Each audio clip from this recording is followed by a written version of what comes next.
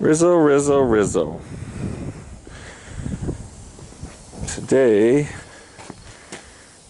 we're doing brakes. All it takes is one job, oh yeah. All it takes is one job, and everything is gonna be okay. So I've started on the other side. Some of these old cars, like Rizzo, will have left-handed lug nuts on the one side. So be careful of that. Usually they'll have an L on the end of it. And since this thing's busting and stripping out wheel studs like a son of a gun on the other side, as long as we can successfully find the correct lug stud for this, which might be a little bit hard because it's got kind of a weird, what the hell is this? Is this a nail? This is a nail. Oh, Rizzo. Who has touched you? Where have you been? This ain't good. Did a construction person touch you? I guess it's better than no pin at all. That is a true blue nail. What they were afraid of was, since it's rolling down the road, they were afraid that things were going to back off if it was not a left-handed thread on the driver's side. And eventually they got over their phobias. Started to do them all right-hand thread. If you see the video that I'm doing of the 57 Ford's brakes, like I said in that video, where you really don't have much difference in brakes, you know. On all these drums, they're kind of the same. This is a neat little tool. You take this, you put it in the spring, you pull it like that, you pop it off. But if you'll notice that 57's this is the exact same system. The only thing that we got going that's really awesome on these Buicks is the aluminum brake drums. These things, the aluminum brake drums, really don't fade. They, as you can see, the shoes last forever. We're just putting new shoes on basically because we got them, and we're worried about these wheel cylinders if they've ever leaked. At any rate, the shoe still has a lot of life on it. The aluminum rotors really don't, when I say fade, like you'll be going down a long hill with your drum brakes, they'll start to, the drum will get hot and then it doesn't want to stop. The aluminum drums really don't do that. They really don't get hot. We have the 68 Buick, and we've gone over passes with trailers and all kinds of things with that car, and it has never really phased the brakes.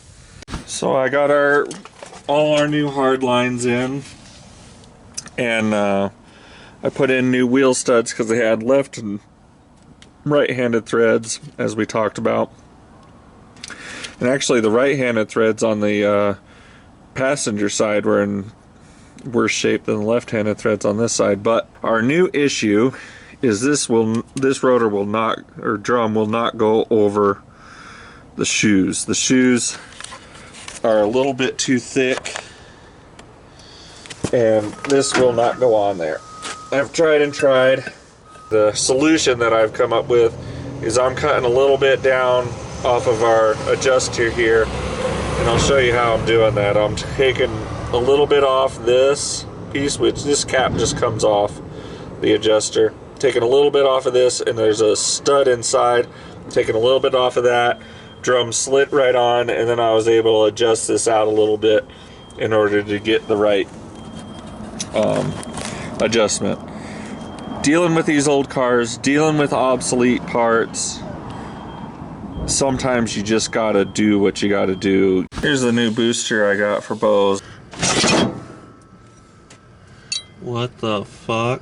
And I took some 2-part adhesive from 3M and I just ran it around this sucker so it can't come apart.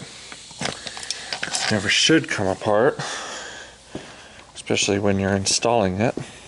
Well, at any time actually, it's not supposed to come apart.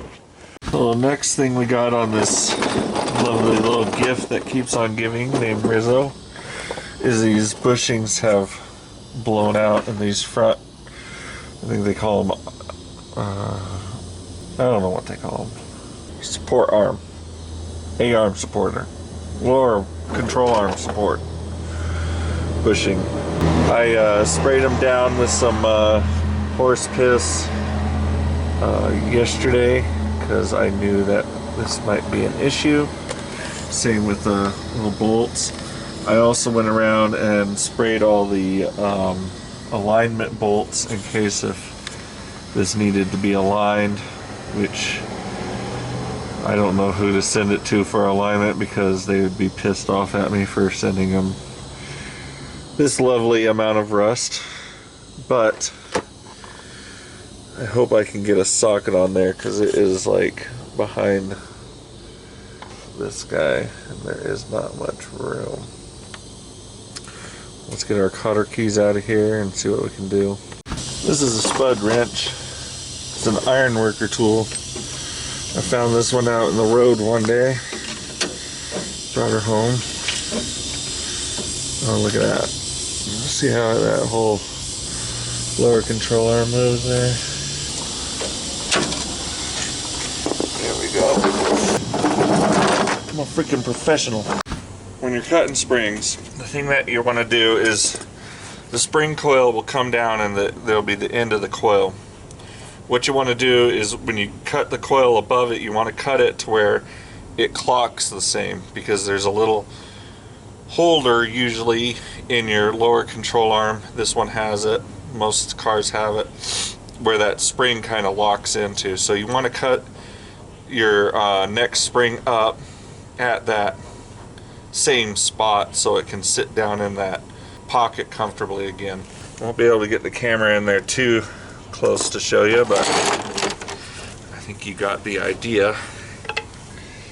I usually have a pry bar. I always love to have a hammer around. I'm gonna try to do this without taking apart much of the suspension. You know, of course it's nice to take the spring out and do it in the sake of saving the customer money.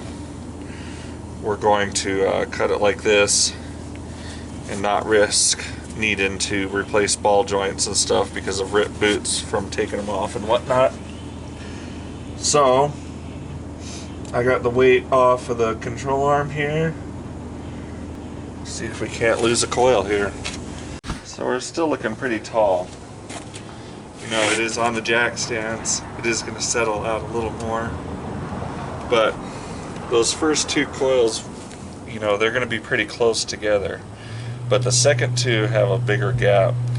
So when you cut that second one, you're really getting into it. But that's just what we're going to have to do, because this ain't cutting it. There we go. We'll call that good on the front. What do you think? Is that custom, cousin? Yeah. She might have delivered Mary Kay at one point in time. And now she's just going to deliver gangstas. We want the front down on this one. And the rear has these little spiral coils, top and bottom, so you can't cut the spring, because then you don't have your little spiral mount. So what you do is you heat it and get it to come down. But to tell you the truth, I think I'm going to leave it alone, because I think after lowering the front, it's going to make the rear look lower. Cousin, bro, son, this thing went from Mary Kay to Mary Jane. Look at that. Look at that. She is down. She's down. Those bellflowers. This is my favorite angle, right here. Look at that. That is what I'm talking about, cousin. That's custom, cousin, right there. Damn. Damn. Just looking good. I really like it. Bo likes his stuff nose down, and I think it looks great on this car. Yep. That's what I'm talking about. All it takes is one job, oh yeah. All it takes is one job,